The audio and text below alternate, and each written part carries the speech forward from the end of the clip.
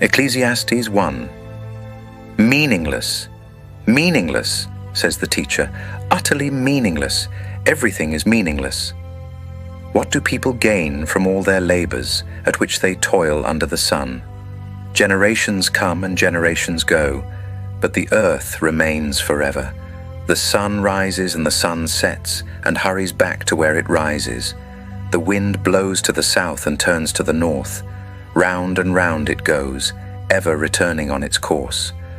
All streams flow into the sea, yet the sea is never full. To the place the streams come from, there they return again. All things are wearisome, more than one can say. The eye never has enough of seeing, nor the ear its fill of hearing. What has been will be again. What has been done will be done again. There is nothing new under the sun. Is there anything of which one can say, "Look, this is something new"? Was here already, long ago. It was here before our time. No one remembers the former generations, and even those yet to come will not be remembered by those who follow them. Wisdom is meaningless. I, the teacher, was king over Israel in Jerusalem. I applied my mind to study and to explore by wisdom all that is done under the heavens. What a heavy burden God has laid on mankind.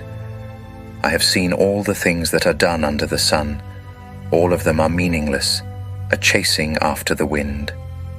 What is crooked cannot be straightened. What is lacking cannot be counted. I said to myself, "Look, I have increased in wisdom more than anyone who has ruled over Jerusalem before me. I have experienced much of wisdom and knowledge."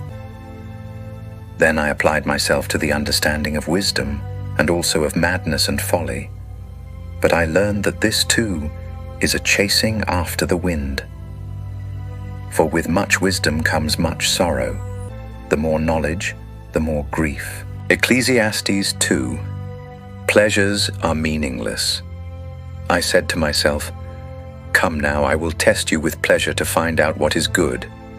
But that also proved to be meaningless. Laughter, I said, is madness. And what does pleasure accomplish? I tried cheering myself with wine and embracing folly, my mind still guiding me with wisdom. I wanted to see what was good for people to do under the heavens during the few days of their lives. I undertook great projects. I built houses for myself and planted vineyards. I made gardens and parks and planted all kinds of fruit trees in them. I made reservoirs to water groves of flourishing trees. I bought male and female slaves and had other slaves who were born in my house. I also owned more herds and flocks than anyone in Jerusalem before me. I amassed silver and gold for myself and the treasure of kings and provinces. I acquired male and female singers and a harem as well, the delights of a man's heart. I became greater by far than anyone in Jerusalem before me. In all this, my wisdom stayed with me. I denied myself nothing my eyes desired. I refused my heart no pleasure. My heart took delight in all my labor, and this was the reward for all my toil. Yet when I surveyed all that my hands had done and what I had toiled to achieve, everything was meaningless, a chasing after the wind. Nothing was gained under the sun. Wisdom and folly are meaningless.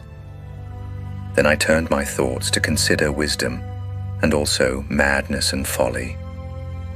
What more can the king's successor do than what has already been done?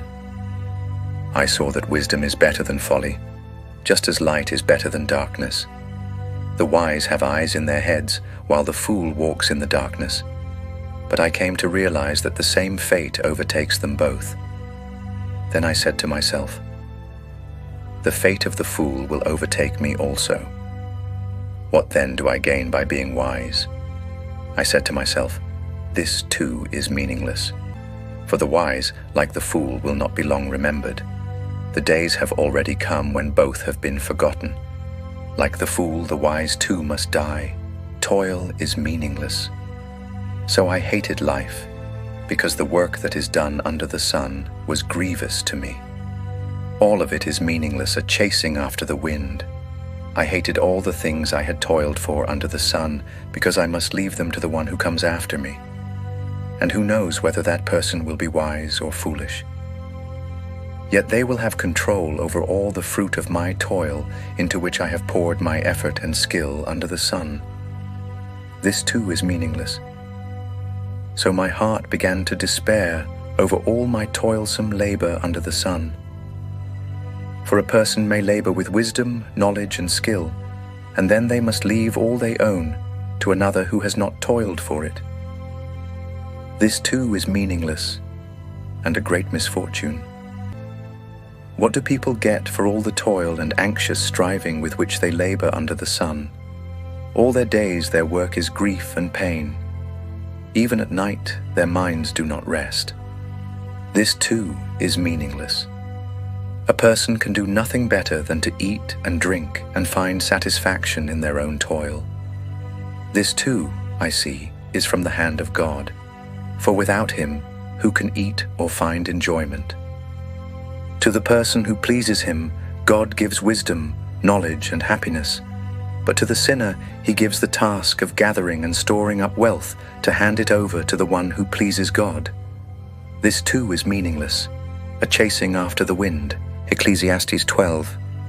Remember your Creator in the days of your youth, before the days of trouble come, and the years approach when you will say, I find no pleasure in them, before the sun and the light and the moon and the stars grow dark, and the clouds return after the rain, when the keepers of the house tremble and the strong men stoop, when the grinders cease because they are few, and those looking through the windows grow dim, when the doors to the street are closed, and the sound of grinding fades, when people rise up at the sound of birds, but all their songs grow faint, when people are afraid of heights and of dangers in the streets, when the almond tree blossoms and the grasshopper drags itself along, and desire no longer is stirred.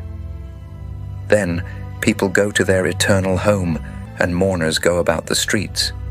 Remember him, before the silver cord is severed, and the golden bowl is broken, before the pitcher is shattered at the spring, and the wheel broken at the well, and the dust returns to the ground it came from, and the spirit returns to God who gave it. Meaningless, meaningless, says the teacher. Everything is meaningless.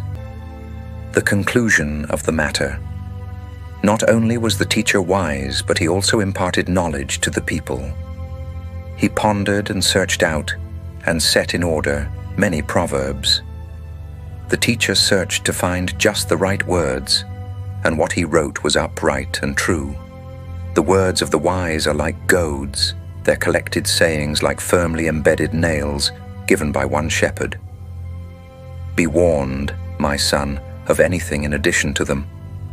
Of making many books there is no end, and much study wearies the body. Now all has been heard. Here is the conclusion of the matter. Fear God and keep his commandments, for this is the duty of all mankind. For God will bring every deed into judgment, including every hidden thing, whether it is good or evil.